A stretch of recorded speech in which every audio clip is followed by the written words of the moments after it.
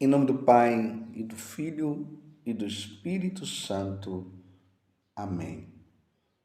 Naquele tempo, Jesus disse aos discípulos: um homem rico tinha um administrador que foi acusado de esbanjar os seus bens. Ele o chamou e lhe disse: que é isto que ouço a teu respeito?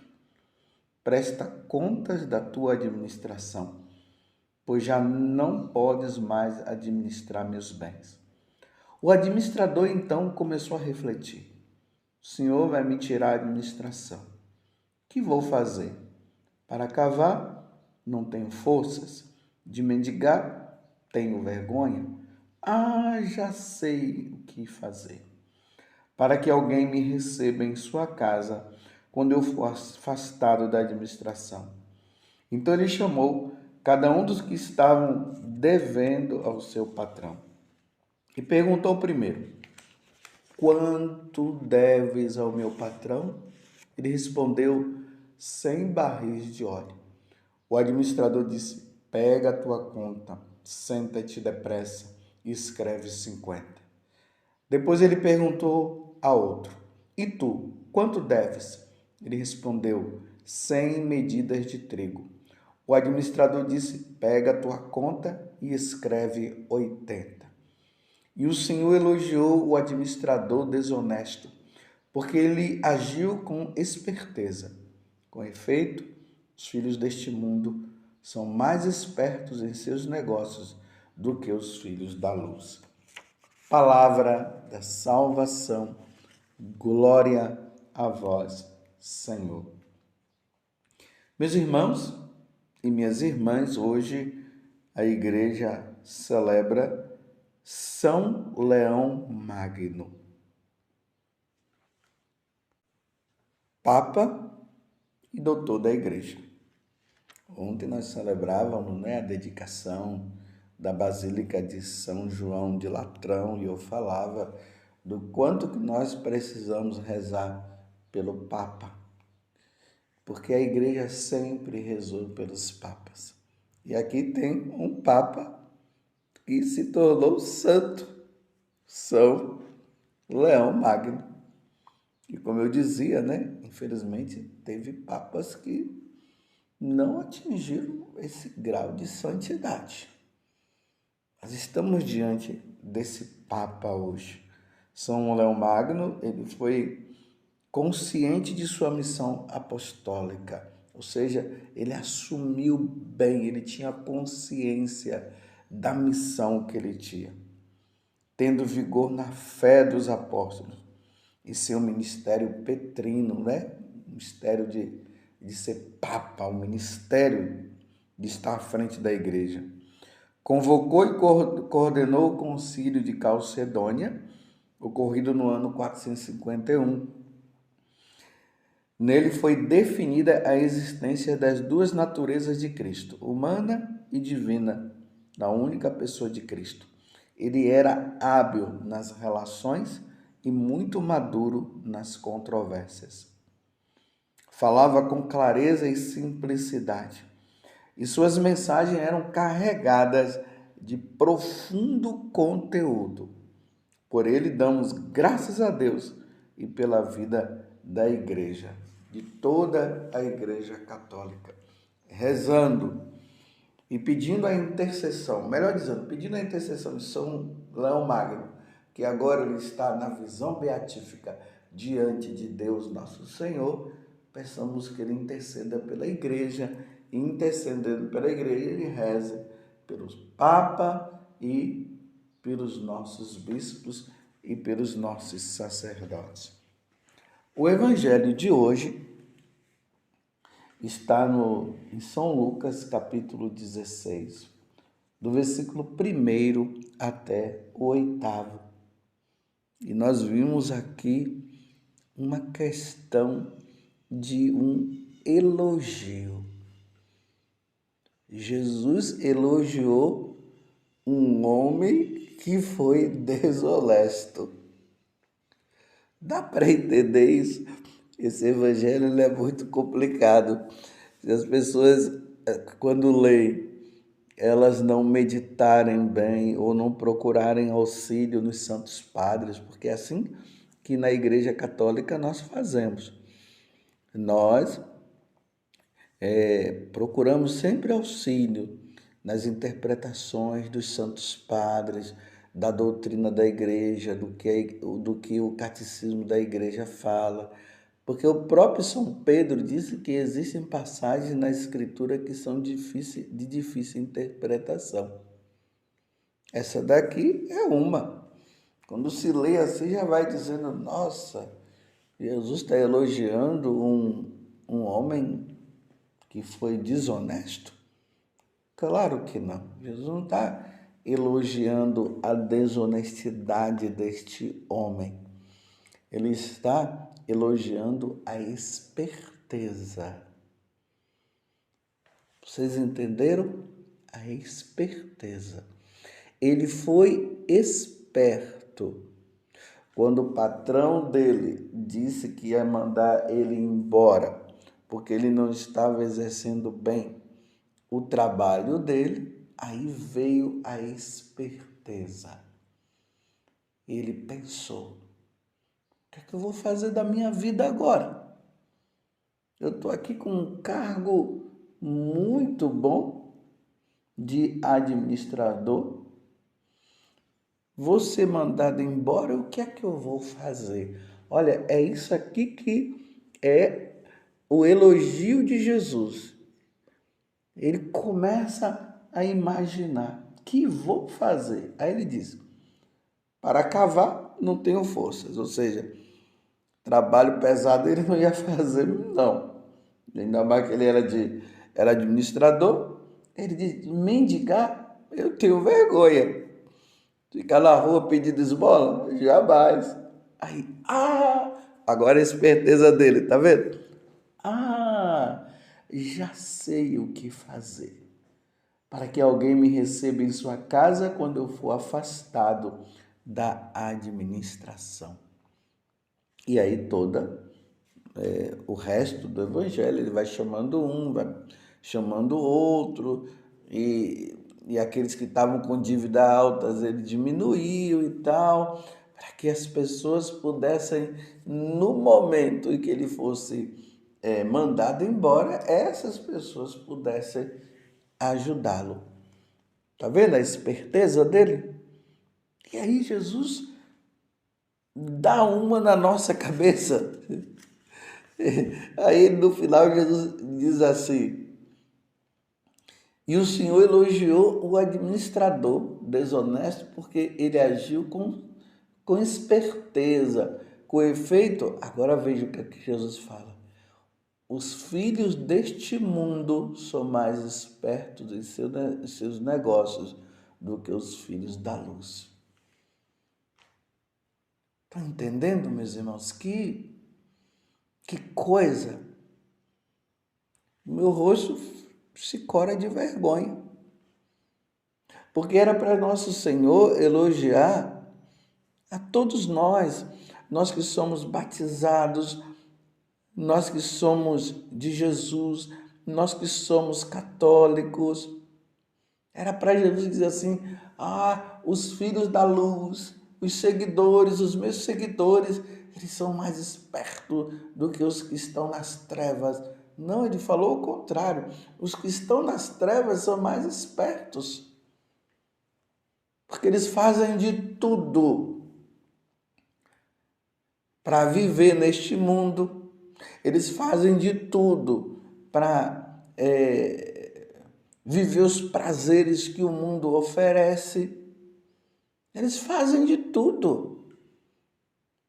E às vezes nós, que deveríamos nos utilizar, se utilizar do tempo que Deus nos dá para a nossa salvação, nós vamos perdendo tempo.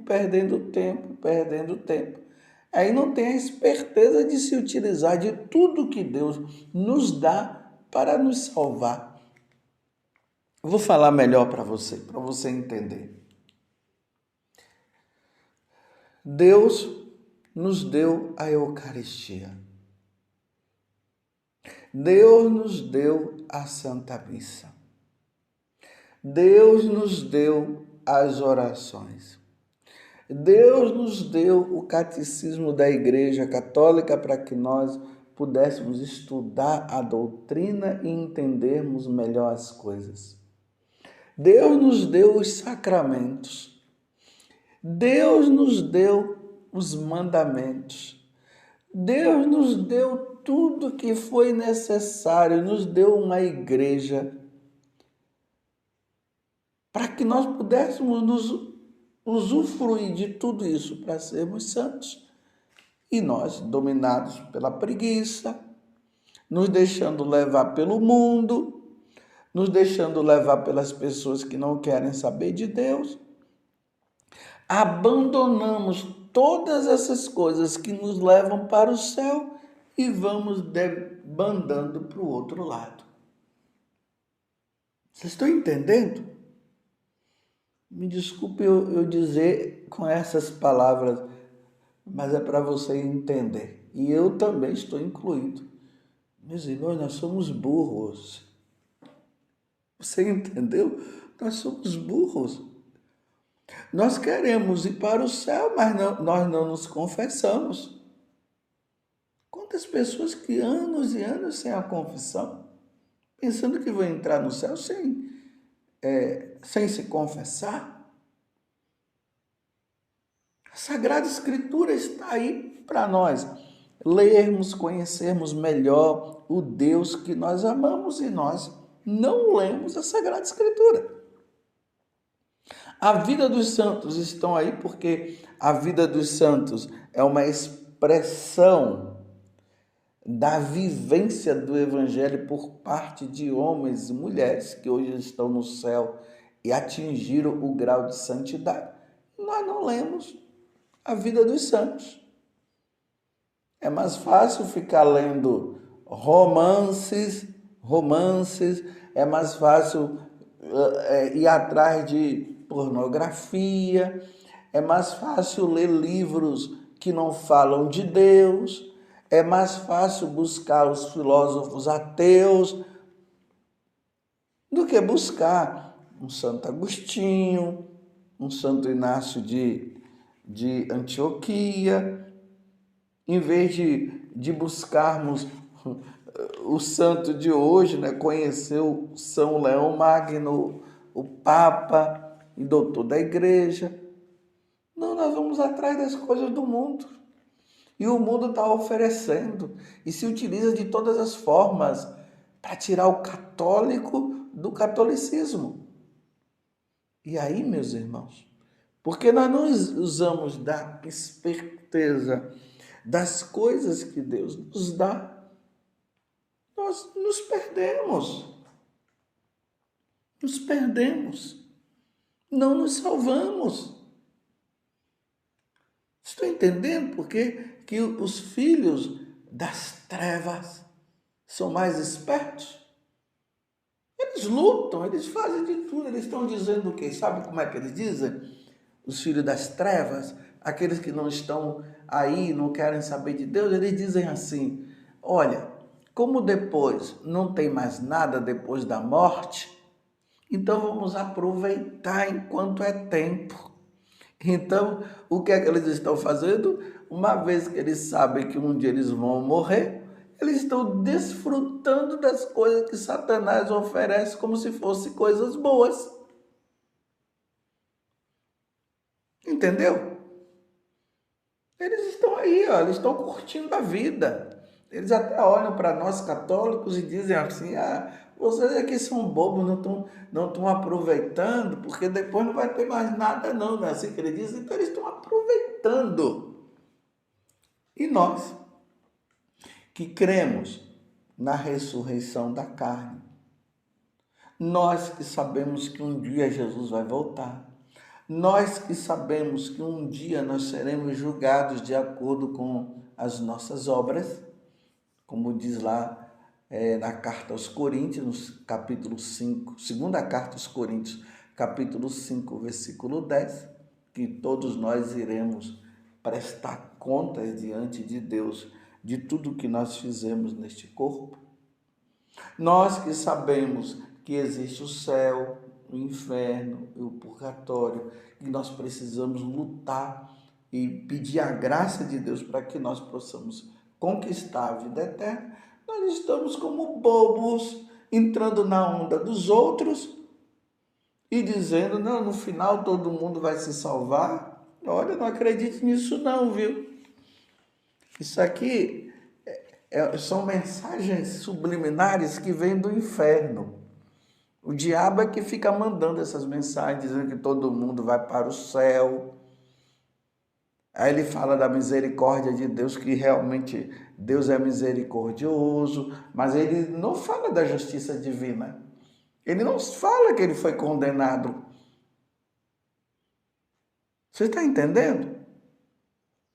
E nós somos ludibriados pelos filhos das trevas e nos deixamos levar e não lutamos pela santidade tão necessária.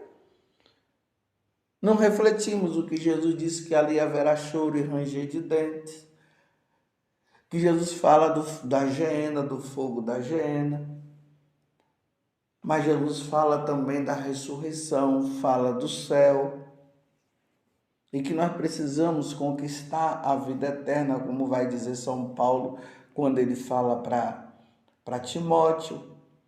A Sagrada Escritura revela que nós teremos tempos difíceis, tempos de perseguição à igreja, de apostasia.